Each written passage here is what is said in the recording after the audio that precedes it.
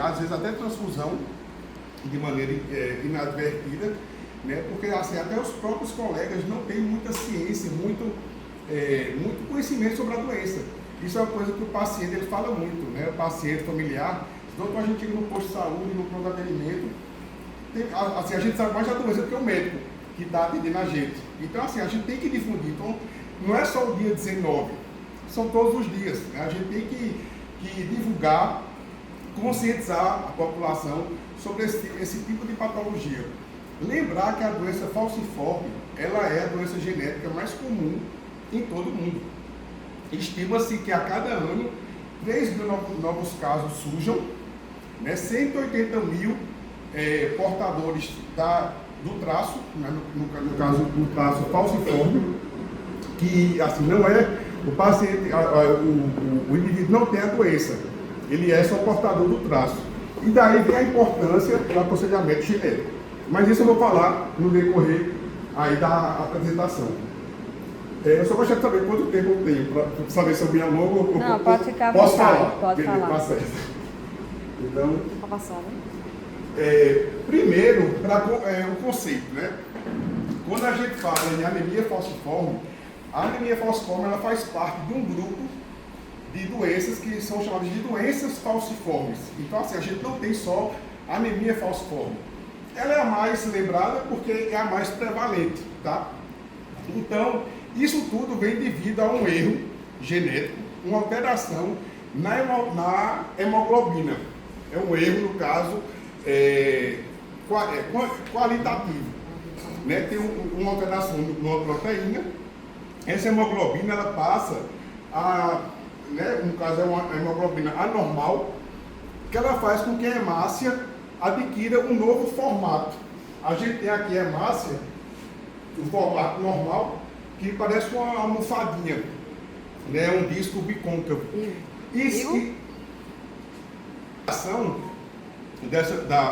na hemoglobina, ela passa a ter uma forma de foice, a hemácia, uma forma estranha. E tudo no nosso organismo, né, o nosso organismo é sábio, tudo que aparece de estranho, o organismo vai procurar exterminar. Então aquela hemácia que tem uma forma de uma almofada, passa a ter uma forma de foice. Então a anemia falciforme. Anemia porque tem essa hemoglobina, parece uma bananinha, parece uma foice. E com isso ela vai ser destruída. Né? Os macrófagos do organismo vão destruir essa hemácia. E também, com essa forma alterada, vai fazer com que essa hemácia fique grudada nos vasos sanguíneos, fazendo com que ocorra microinfartos na circulação, nos vasos sanguíneos. E isso é que vai provocar a dor da doença, a crise álgica, principalmente nos ossos, articulações e qualquer órgão, qualquer tecido do corpo, ele pode ser afetado. Falciforme, a gente tem a anemia falciforme, né? Tem a anemia falciforme junto com a talassemia, que é um outro tipo de problema, que aí, no caso, a talassemia é uma alteração na quantidade dessas cadeias de hemoglobinas. A gente tem a hemoglobinopatia SC, que além dessa hemoglobina S da falciforme, tem uma outra hemoglobina alterada. A gente tem a falciforme com persistência da hemoglobina fetal. E tem o traço falciforme, que não é a doença, tá? É aquele indivíduo que tem um pouco de hemoglobina S no organismo. Isso tudo, assim, a gente pode, através da triagem, né, neonatal, do teste do pezinho, quando o bebê nasce, a gente já pode ter, né, já pode afirmar que ele tem alguma hemoglobina anormal. Não tem como a gente ter um diagnóstico firmado, que só depois de 6 meses de vida, ele vai ter seu perfil eletroforético, né, estabelecido. Aí sim a gente vai quantificar, saber direitinho o quanto de esse paciente vai ter. Veio lá da África, tá, essa alteração genética, principalmente aquela região que fica abaixo do deserto do Saara, né, a África subsaariana. E que na África, né, porque surgiu lá, né, porque é uma área uma área epidêmica de malária, e quem tinha essa condição dessa hemoglobina normal, né, ajudava a destruir o plasmódio, né, o agente causador da malária, quando os macrófagos destruíam essa célula. E aí, pelo processo no século XVIII e XIX, principalmente com a vinda dos escravos aqui no Brasil, né, veio esse gene anormal. Mas não é uma doença, né, só da raça negra. Aqui no nosso país, devido ao processo de miscigenação, a gente tem também presente nos pardos, né, nos caucasianos, mas é uma doença que realmente incide mais na raça negra. E aqui no nosso país, os 3 principais estados, Rio de Janeiro, Salvador e Minas Gerais, que realmente foram os estados que mais receberam, né, os escravos aí no século XVIII e século XIX. Então, assim, como desconfiar da doença? A gente tem essa facilidade do teste do pezinho, quando o bebê, né, com poucos dias, a gente já tem uma suspeita que ele tem uma hemoglobina anormal, tá? Com 6 meses, a gente pode fazer uma eletroforese, mas mesmo assim, com toda essa facilidade, né, não é raro a gente receber um paciente já na primeira infância, ou até, né, adolescente, e você fazer um diagnóstico de uma doença falciforme, que é um tipo de diagnóstico que a gente não pode fazer, com certeza, já na primeira infância. O paciente que tem anemia falciforme, no caso, a doença, né, com o perfil SS, tá? Lembrar que esse S é de sickle, né, veio do termo inglês, sickle disease, a doença falciforme. Então, o bebê ele já vai ter algum sintoma, e não tem como passar despercebido, né? A partir do momento que ele tiver o seu perfil eletroforético, ele vai sentir dor, né? No bebê, principalmente, o mais prevalente é a questão da síndrome mão-pé. Ele tem aquela dactilite, tem aquela inflamação nas pequenas articulações das mãos e dos pés, né? Aquele bebê que chora por tudo, né? Que realmente tem, ele não tem como se expressar, né? Mas ele vai ter a clínica da doença realmente representada por essa dactilite. E é importante a gente ter um diagnóstico mais precoce possível, porque é uma doença que ela tem muita relação com infecção, né? A principal causa de mortalidade da doença falciforme são os processos infecciosos. Por quê? Como eu falei anteriormente, o paciente ele tem essa facilidade desses microinfartos em vários órgãos do organismo, e um deles vai ser o baço. Tá? O baço é um órgão de defesa que a gente tem, um órgão secundário, né?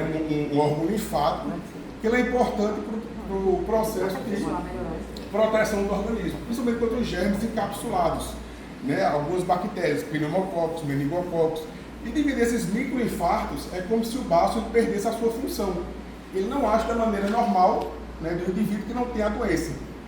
Então, com isso, o paciente ele fica mais suscetível a processos infecciosos. Então, quanto mais cedo for estabelecido o diagnóstico, essa criança vai ter a oportunidade de fazer antibiótico terapia profilática até uma certa idade, para se proteger das infecções.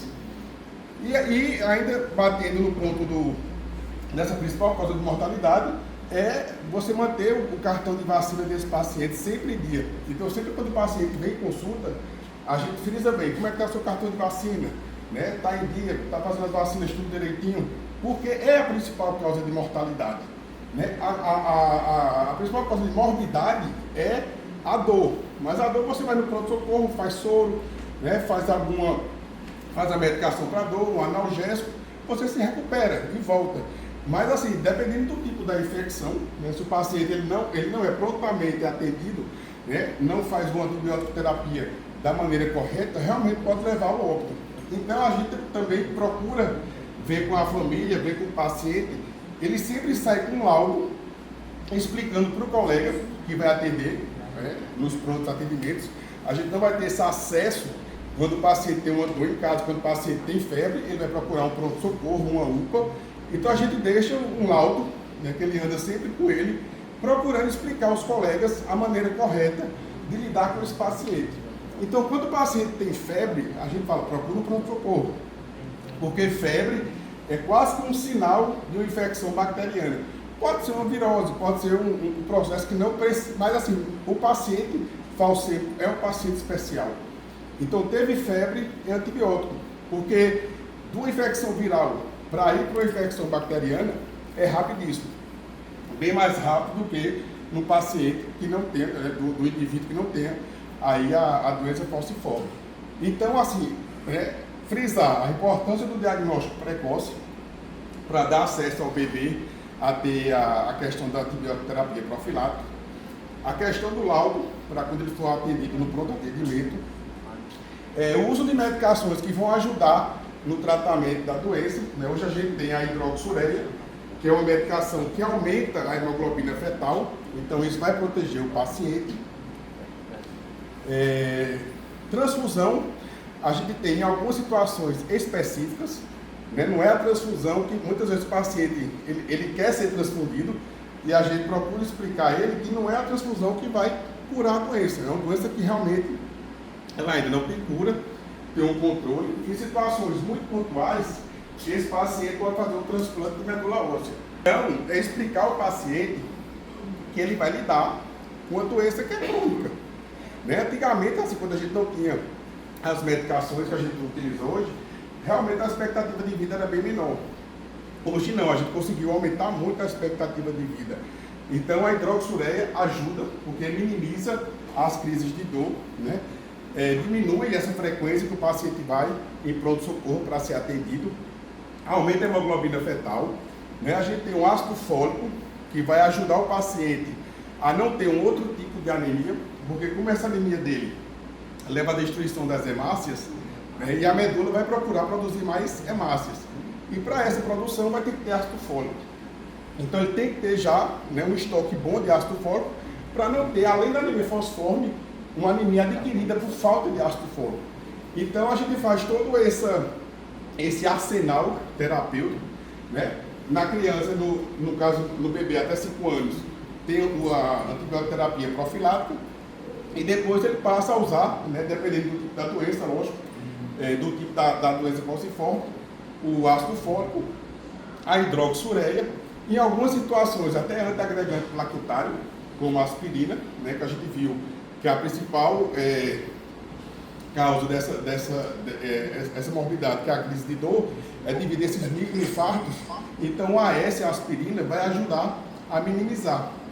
Em algumas situações, assim, tem pacientes que podem cursar até com acidente vascular encefálico, com o chamado derrame.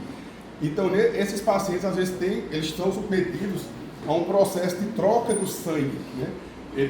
A gente tira essa hemoglobina anormal e quando ele recebe transfusão com a hemoglobina normal. Então cada situação, lógico, cada paciente vai ser individualizado e vai ser tratado caso a caso. A gente tem paciente que passa a vida toda com falciforme, nunca teve um AVC, nunca teve um acidente vascular encefálico, mas tem priapismo, tem uma ereção prolongada. Tem paciente que tem muita síndrome torácica aguda, infarto pulmonar, que cursa com dor, que cursa com febre. Então, cada caso vai ser realmente individualizado. Tem paciente que tem úlceras maleolares, com as úlceras nas pernas de difícil controle. Então, o importante é que o paciente se conscientize sobre a sua doença, faça seus controles regulares no Hemocentro. Aqui a gente conta com a equipe multidisciplinar, O médico não trata o paciente sozinho. A gente conta com a ajuda da enfermagem, serviço social, dentista, psicólogo, fisioterapeuta, o pessoal do laboratório. Então tem toda essa gama para bem atender o paciente.